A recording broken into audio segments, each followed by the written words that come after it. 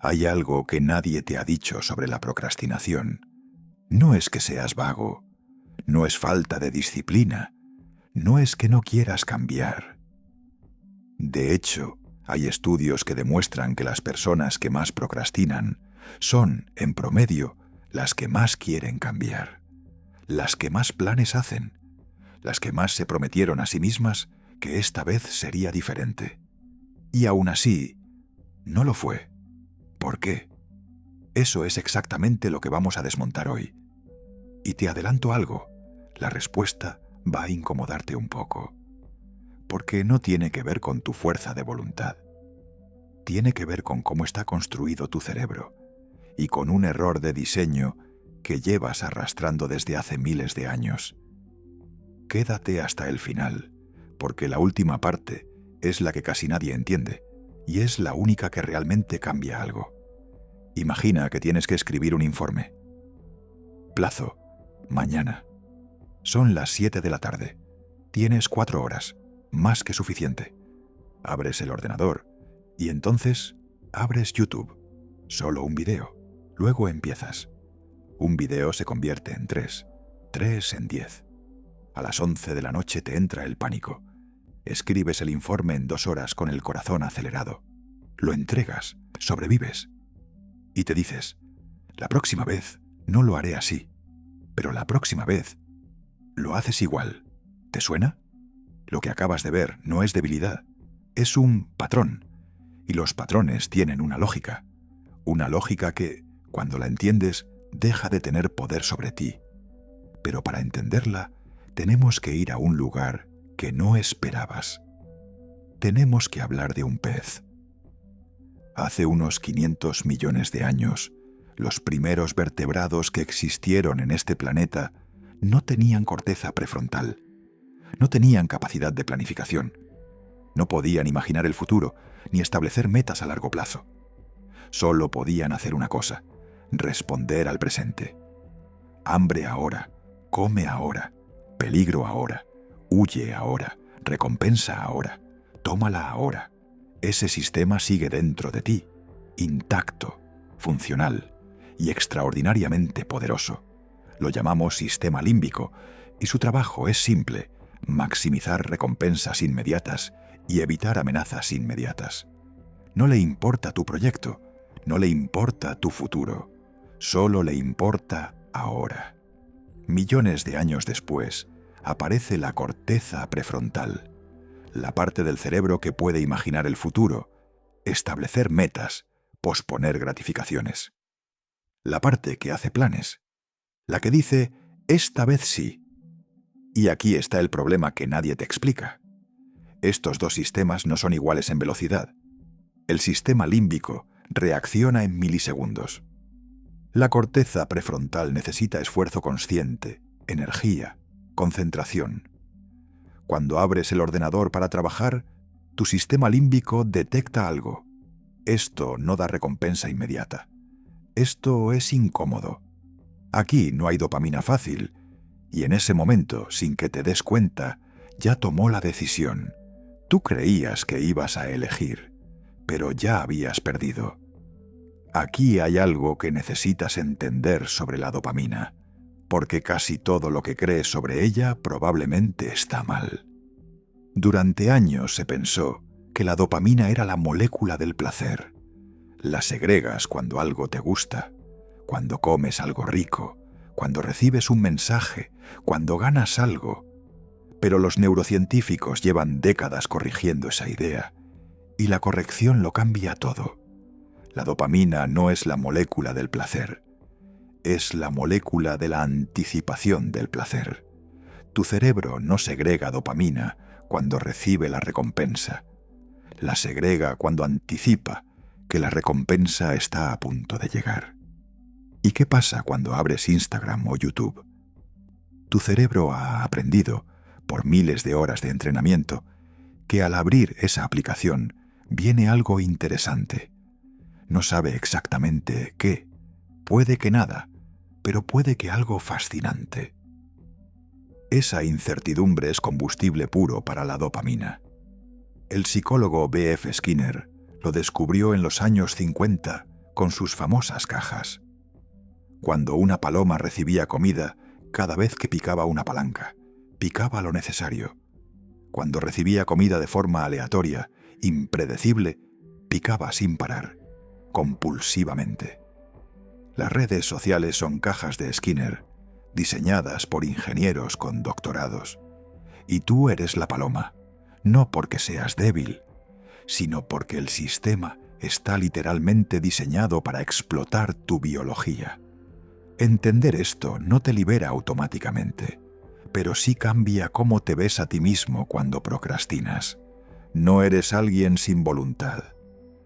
Eres alguien con un cerebro mamífero navegando herramientas diseñadas para secuestrarlo. Aquí es donde todo cambia. Durante décadas, la psicología trató la procrastinación como un problema de gestión del tiempo. El consejo era siempre el mismo: organízate mejor, usa un calendario, divide las tareas en pasos pequeños. ¿Y sabes qué pasó? Que la gente siguió procrastinando, pero ahora con un calendario muy bien organizado, porque el problema nunca fue el tiempo, fue algo mucho más profundo.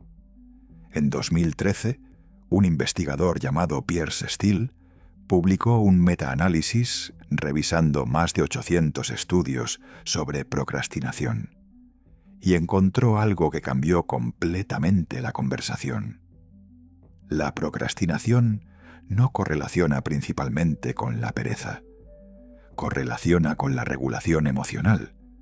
Las personas que más procrastinan no son las que menos quieren hacer las cosas, son las que tienen más dificultad para tolerar las emociones negativas que genera la tarea. Incomodidad, aburrimiento, miedo al fracaso, incertidumbre, perfeccionismo. No evitas la tarea, evitas cómo te hace sentir la tarea. Y aquí viene la parte que casi nadie entiende. Quiero contarte un experimento que se hizo en los años 60 en la Universidad de Stanford.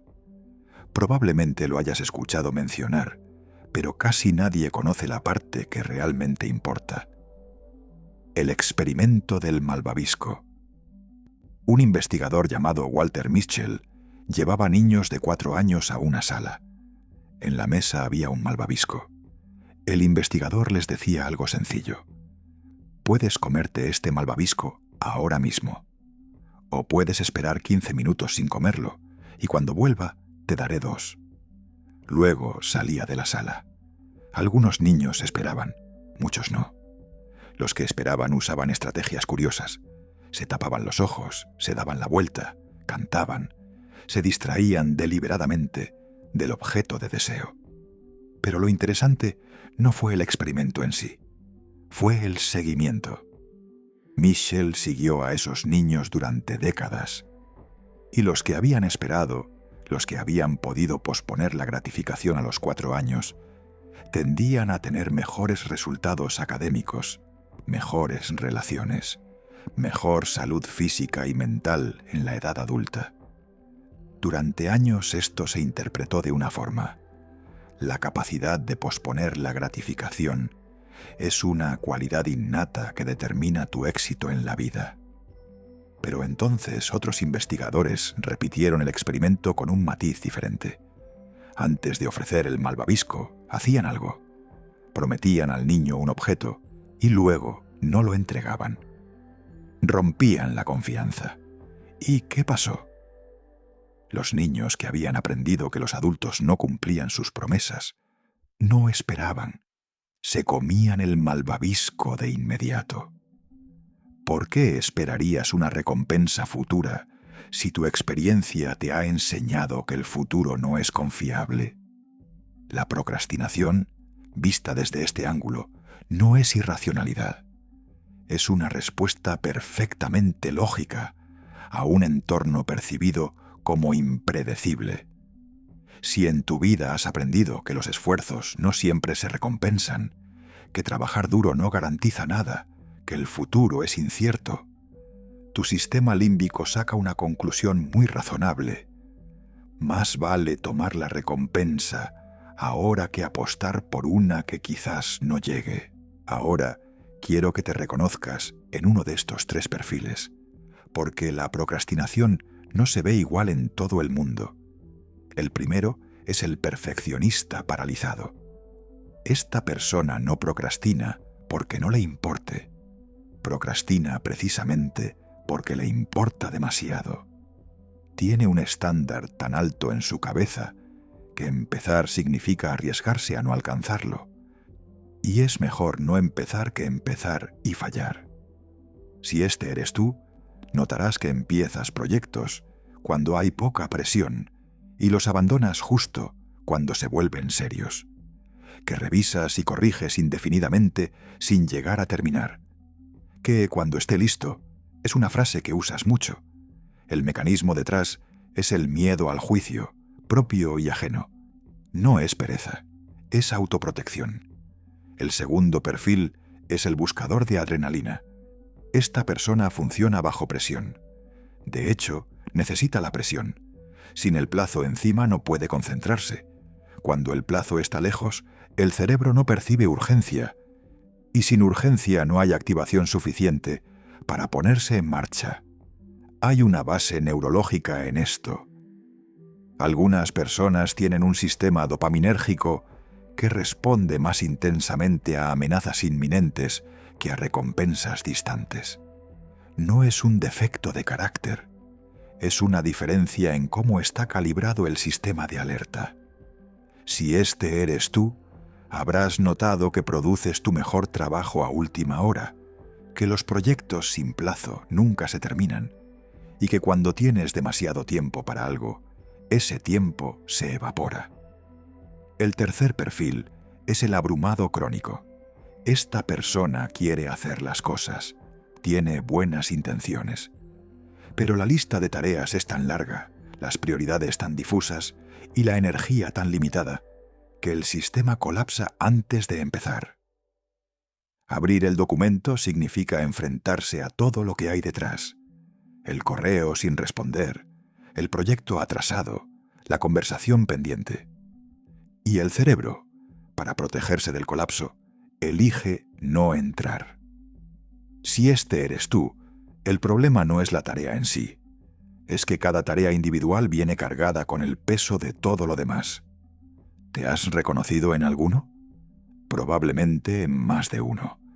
Los perfiles se mezclan y la misma persona puede ser perfeccionista en el trabajo y abrumada en la vida personal. Lo que importa es esto. Cada perfil tiene un punto de entrada diferente. Y lo que funciona para uno puede empeorar la situación del otro. Tu cerebro aprendió algo muy temprano. Cuando sientes incomodidad, el alivio funciona. Abres YouTube. El malestar desaparece. Alivio inmediato. Tu cerebro registra eso, lo archiva, lo convierte en patrón. La próxima vez que aparezca la incomodidad, el cerebro no delibera. Ejecuta el patrón que funcionó antes, automáticamente, sin pedirte permiso. Esto tiene un nombre en neurociencia, condicionamiento operante. Y es el mismo mecanismo que hace que los perros saliven al escuchar una campana. La diferencia es que en tu caso la campana eres tú mismo intentando trabajar. Llevas años entrenándote, sin saberlo, para procrastinar ante la incomodidad. Cada vez que cediste, reforzaste el circuito. Cada vez que buscaste alivio fácil, hiciste el patrón más automático. No es un defecto de carácter, es un circuito neuronal que construiste tú mismo, ladrillo a ladrillo, decisión a decisión. Y ahora viene la pregunta que importa. ¿Se puede deshacer? Sí, pero no como crees. La mayoría de los consejos para dejar de procrastinar se basan en una premisa equivocada, que puedes eliminar la incomodidad antes de empezar.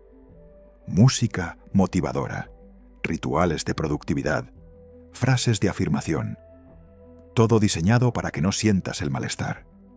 El problema es que ese malestar no desaparece, solo lo pospones. Y cuando vuelve, vuelve más fuerte. Lo que funciona no es eliminar la incomodidad, es cambiar tu relación con ella. Hay un concepto en psicología clínica llamado tolerancia a la frustración. Y no es una cualidad innata, Es una habilidad, se entrena. El primer paso, y esto va a sonar extrañamente simple, es no huir en el primer segundo. Cuando abras el documento y sientas el impulso de cerrar la pestaña, no lo hagas. No porque seas más fuerte, sino porque vas a hacer algo distinto. Observar lo que sientes. ¿Dónde está la incomodidad en tu cuerpo? ¿En el pecho? ¿En el estómago? ¿Cómo se llama lo que sientes? ¿Es aburrimiento? ¿Miedo? ¿Agobio? Esto no es meditación de autoayuda. Es neurociencia.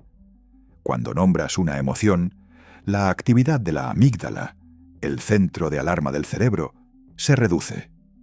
Lo demostró Matthew Lieberman en un estudio de 2007 con resonancia magnética. Nombrar lo que sientes literalmente calma tu sistema de amenaza. Y cuando el sistema de amenaza se calma, la corteza prefrontal puede volver a hacer su trabajo. Aquí quiero hablarte de algo que David Allen desarrolló en su sistema de productividad y que la mayoría interpreta mal. Allen propuso una regla que lleva su nombre: la regla de los 2 minutos. Si algo tarda menos de 2 minutos en hacerse, hazlo ahora. No lo anotes, no lo planifiques, hazlo. Mucha gente usa esto como un truco de gestión del tiempo, una forma de vaciar la bandeja de entrada más rápido. Pero hay algo más profundo funcionando ahí, y tiene que ver directamente con la procrastinación.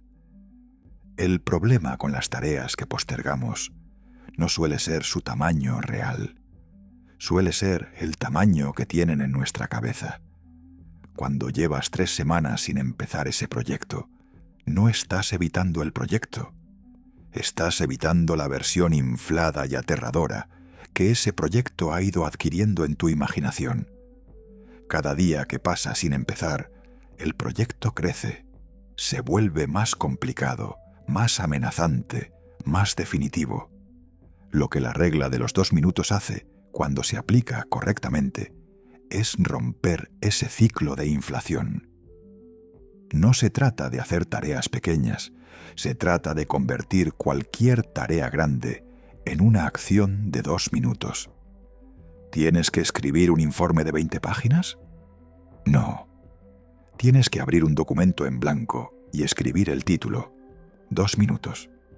¿Tienes que preparar una presentación? No. Tienes que abrir PowerPoint y crear la primera diapositiva con el nombre del proyecto. 2 minutos.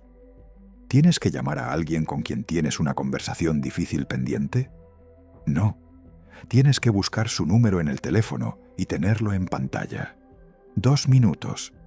Lo que estás haciendo con esto no es productividad, es neurociencia aplicada. Cuando el cerebro percibe que ha empezado algo, activa lo que se conoce como el efecto Zeigarnik. Tendemos a recordar y a continuar las tareas incompletas más que las que no hemos empezado. Una vez que has abierto ese documento, tu cerebro registra una tarea en curso, y las tareas en curso generan una tensión cognitiva que empuja hacia la completación. En otras palabras, empezar, aunque sea de forma ridículamente pequeña, cambia el estado mental. El obstáculo no es la mitad del proyecto, es el primer segundo, pero hay una capa más profunda que casi nadie toca. Hay un tipo de procrastinación que no tiene que ver con la gestión del tiempo ni con las emociones del momento. Tiene que ver con identidad. Si en algún momento de tu vida aprendiste, consciente o inconscientemente, que eres el tipo de persona que deja las cosas para después, ese no es un hábito, es una identidad. Y las identidades son las estructuras más resistentes al cambio que existen en la psicología humana. Porque no es lo mismo cambiar lo que haces que cambiar lo que crees que eres. Puedes cambiar un hábito con fuerza de voluntad durante días, a veces semanas, pero si tu identidad no cambia, el sistema entero te empujará de vuelta al punto de partida. Como un muelle. ¿Cómo se cambia una identidad? No con afirmaciones, no diciéndote soy productivo frente al espejo, con evidencia. James Clear lo explica bien en su trabajo sobre hábitos. La identidad se construye desde los resultados hacia adentro. Cada pequeña acción completada es un voto para un nuevo tipo de persona. No se trata de escribir el informe perfecto. Se trata de escribir, aunque sea un párrafo, y decirte, soy el tipo de persona que empieza aunque no tenga ganas. Un párrafo, un voto, una nueva evidencia. Repetida suficientes veces, esa evidencia reescribe la identidad. Hay algo más que quiero añadir sobre los perfiles que vimos antes, porque dependiendo de cuál seas, la estrategia cambia. Si eres el perfeccionista paralizado, tu punto de entrada no es la motivación, es el permiso explícito para hacerlo mal, literalmente. Antes de empezar, dite en voz alta, voy a hacer una versión horrible de esto, una primera versión que nadie va a ver. Un borrador tan malo que daría vergüenza enseñarlo. Eso funciona porque el perfeccionismo no se combate con exigencia, se combate con permiso. Tu cerebro necesita que el estándar baje lo suficiente como para que empezar no active el miedo al fracaso. Si eres el buscador de adrenalina, tu punto de entrada es crear urgencia artificial. No confíes en los plazos reales porque están demasiado lejos. Crea plazos falsos con consecuencias reales. Dile a alguien que le vas a enviar algo mañana, aunque el plazo oficial sea en 2 semanas. Pon dinero en juego. Haz que el coste de no hacerlo sea inmediato y concreto. Si eres el abrumado crónico, tu punto de entrada es la reducción radical del campo visual. No mires la lista completa. Tapa todo excepto una cosa, una sola, la más pequeña que puedas encontrar. Hazla. Luego decide si miras la siguiente o no. El abrumado no necesita más organización, necesita menos visibilidad del problema total. Entonces, ¿qué haces mañana cuando vuelva el impulso de procrastinar? Primero, no intentes eliminarlo. Está ahí, va a estar ahí, es fisiológico. Segundo, nómbralo. Siento incomodidad, siento miedo, siento aburrimiento. Deja que exista sin actuar sobre él. Tercero, identifica tu perfil en ese momento. ¿Es miedo al fracaso? ¿Es falta de urgencia? ¿Es colapso por saturación? La respuesta cambia según lo que detectes. Cuarto, empieza con algo ridículamente pequeño. No el proyecto entero, no la tarea completa. La acción de 2 minutos que abre la puerta, lo que sea que rompa la inercia. Quinto, cuando termines, aunque sea esa mínima parte, registra que lo hiciste. No te felicites en exceso, solo anótalo. Esa anotación es un ladrillo en la nueva identidad. Y sexto, el más importante, entiende que el objetivo no es no sentir la incomodidad. El objetivo es aprender a moverte con ella. La procrastinación no desaparece para siempre, pero deja de ganarte. Hay algo irónico en todo esto. La procrastinación, en su forma más profunda, no es el problema. Es el síntoma de algo que tu cerebro está intentando protegerte. Del fracaso, del juicio, de la incertidumbre. A veces incluso del éxito, porque el éxito trae expectativas nuevas que también dan miedo. Y cuando lo entiendes así, deja de ser el enemigo. Es una señal de que algo en esa tarea te genera una emoción que todavía no sabes cómo manejar. Y manejar emociones, a diferencia de lo que nos enseñaron, no es suprimirlas, es entender qué información llevan. El miedo te dice que algo importa. La incomodidad te dice que estás en el límite de tu zona conocida. El aburrimiento te dice que tu cerebro no encuentra suficiente significado en lo que estás haciendo. Ninguna de esas emociones es una orden, son datos. Y cuando empiezas a tratarlos como datos, en lugar de como verdades absolutas, algo cambia. No de golpe, No para siempre, pero cambia. Eso es, en el fondo, de lo que trata la psicología real. No de arreglarte, de entenderte lo suficiente como para dejar de sabotearte sin querer.